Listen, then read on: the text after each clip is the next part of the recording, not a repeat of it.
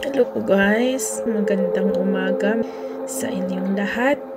January 30 na po dito sa Canada, January 31 dyan po sa Pilipinas. Bibisitahin ulit natin yung pinag-harvestan natin, pinag-aanihan natin ng mga payout. Yung mga nagbubuli dyan, inaakalang nasisiraan ako ng ulo dahil sa ginawa-gawa ko, ay okay lang po yan. Sadyang ganyan po, pag meron tayong ginagawa na akala nila taliwas sa typical na gawain, madalas tinatawanan po tayo. But okay lang po yan. No fuss, no? It's okay. Tawa lang po. Free naman po yan. Importante, habang tinatawanan ka, meron kang ginagawang something unique at nagkakaresulta. Okay? Yun lang po. So dito, pupunta po ulit tayo dito sa ating platform. Ito po yung IX Foundation. Diyan po natin yan ini-stake yung mga assets natin para po sila ay kumita. May payout po everyday yan. So, unahin po natin dito sa dashboard. Ayan, hopefully mag-o-open siya ng walang aberya. Ayan, nag-error na naman po. Pasensya na po dyan sa tunog na yan. Gumaganyan po kasi yan po yung tunog ng planeta. Ayaw po talaga. So, pupunta ako dun sa backup. Eto, si Hatchlock. Okay, ito try po natin dito. Baka ayaw lang. Hindi po ako nakapag-shoot ng video kahapon dahil sobrang busy ko po. Dami ko pong paperworks na inayos. Grabe po ang pagka-busy ko kahapon. But that's fine.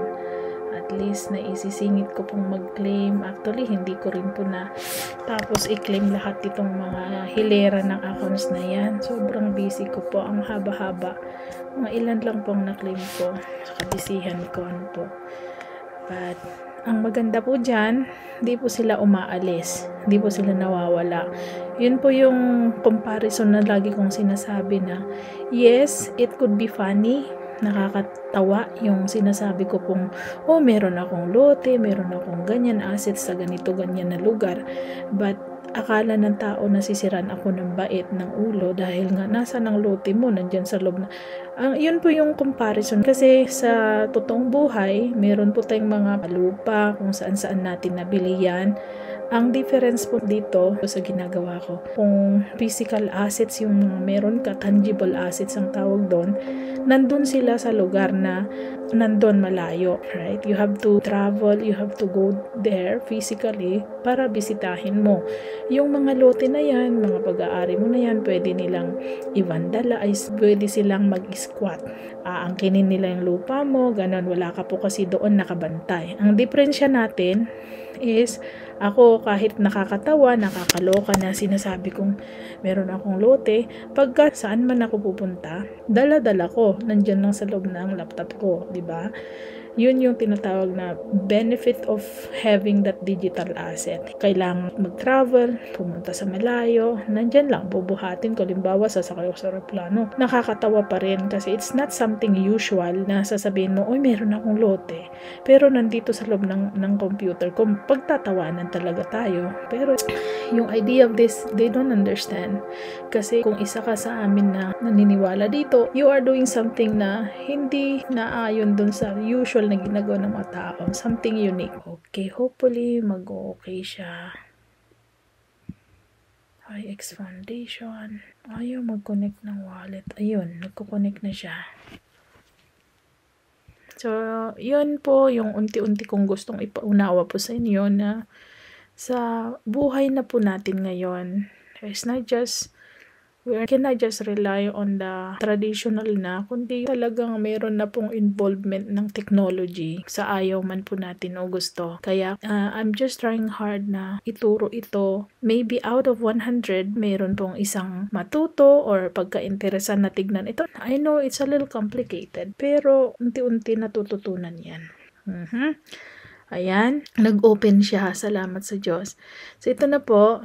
Bababa tayo doon, hanapin natin yung mga in-stake natin. So far, tignan nyo po, hindi po ako nakapag-claim ng isang araw lang. Meron na po siyang naipon ulit. So, 86, 44, tsaka 28. So, pag pinagsama mo po lahat yan, 80, 120, 130 na po yan, 40. Sabihin mo na lang, 160. O, diba? 140 plus 28, 170 actually. So, let's claim that one. So, meron daw po siyang laman na 116. Tama siya. Ayan yung IXT. So, ganyan ang ginagawa ko. Claim ko sila araw-araw o kaya every 2 days para ma-withdraw ko. I-convert ko po siya sa Matic. Iaabang ko na lang po siya ng pagtaas ng Matic price. O kaya, pwede ko rin siyang i-convert sa mga ibang crypto katulad ng Bitcoin, Ethereum, pwede rin po. Once na tumaas po ang presyo ng mga yan, pagka naabot po yung price na gusto mo, pwede mo na siyang i-convert into whatever money na gusto mo po. Sa totoong buhay, di ba marami pong mga tao na namumuhay sa pagbibenta, buy and sell po ng mga kalakal. Luckily, meron na rin pong ganyan na trade sa digital world. Sa digital, using the technology, using the internet, meron na rin pong ganitong option na nangyayari ngayon. So, the same pong mangyayari, dadagdag na naman po siya dyan sa ating wallet address na yan, si MetaMask.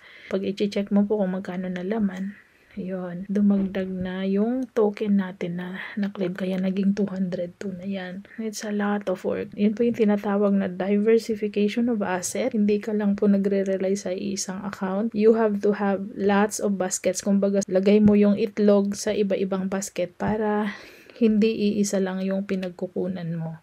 From 116, naging, ayan, 276. Let's check kung magkano na po ang presyohan ng IXT. Kung nag 10 pesos or nag $10 po yan, or at least nag 15 pesos, kumita talaga yung IXT mo. But for now, bumaba siya. Nasa 826.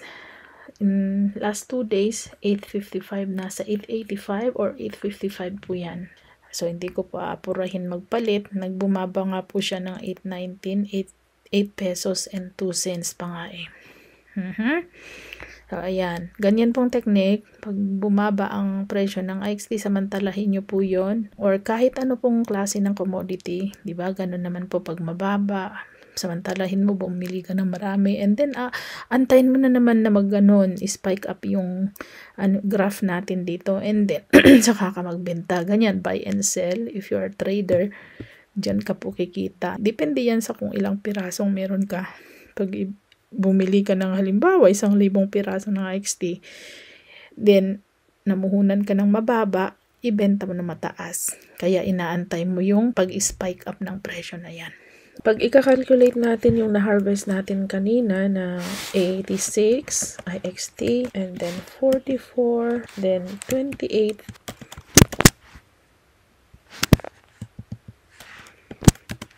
bali 158 IXT ang total ng na-harvest natin ngayon.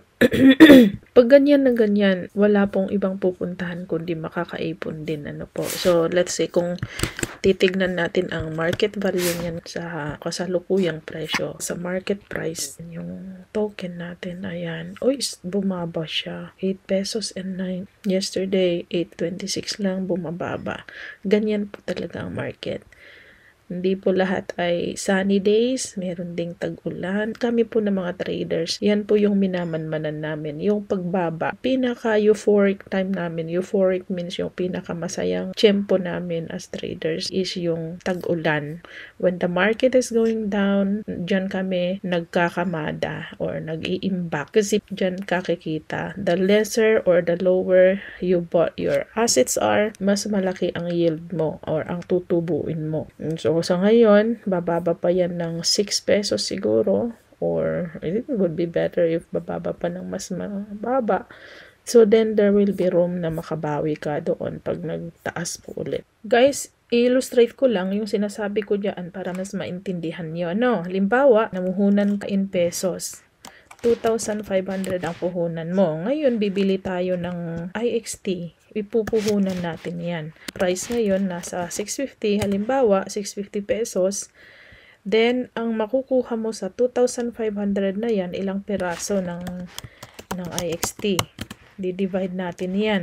2,500 divided by 650 ang isa, meron kang 384 na piraso ng IXT. Ngayon, titignan natin ang market. Kasi nung binili mo, tig si 650 ang isang piraso. Gusto kong maintindihan nyo po dito na hindi mo kailangang mamuhunan ng milyones, magsimula sa maliit, it doesn't matter. Basta meron ka pong sinimulan. Ngayon, naging 850 ang presyo, halimbawa. Now, yung 384 na piraso mo, nung una, magko-compound yan. Bakit? Tignan nyo po, kung nagsimula ka sa 2,500, nagkaroon ka ng 384 na piraso ng IXT, yan ang pinaka-capital mo. Ngayon, biglang tumaas, nag-850. Multiply natin, 384, i-multiply mo yan ng tig-850 ang isa, naging 3,269. Ma-minus mo, 3,269, i-minus mo yung 2,500 na pinuhunan mo, meron kang kinita na 769. Antayin mong bababa ulit yan. Bababa yung presyo niyan. 850, bumalik ulit ng 650. Gumanan siya ka na nung nag-850 yan. 3,269, imo-multiply ulit natin yan. Matyaga ka. Nag-aabang ka kung kailan bababa. Yun yung tinatawag po dyan na euphoric time. Kung bababa yung presyo, nagse-celebrate yung mga traders. Kung tataas yung presyo, nagse-celebrate yung mga sellers. Sinisilip lagi yung mga traders kung kailan bababa. I-divide mo yan into this one. 650. Bali, 502.96 IXT ng buhunan mo dyan. Ngayon, tinignan mo yung presyo, naging 9 pesos and 25 cents. Binili mo yan ng 650, ibebenta mo ulit ngayon yan ng 9 pesos and 25. Magkano na kaya kinita mo dyan? 502 times 925 ng isang piraso. Yung dati mong 2,500 naging 4,652 na. Wala ka pang wini-withdraw niyan. So, magkano ang kinita mo ulit? 3,269. Tumubo ka ulit ng 1,383. Hindi mo pa rin wini-withdraw yan kasi gusto mong i-revolve ulit. Ayan na. Tinignan mo ulit ang market. From 9.25, naging 7 pesos lang ang isang piraso. Iro-rolling mo ulit. Tumubo ka na nung kahapon. Tinignan mo ulit yung market. Biro mo niyan. Tumubo ka ng 1,383.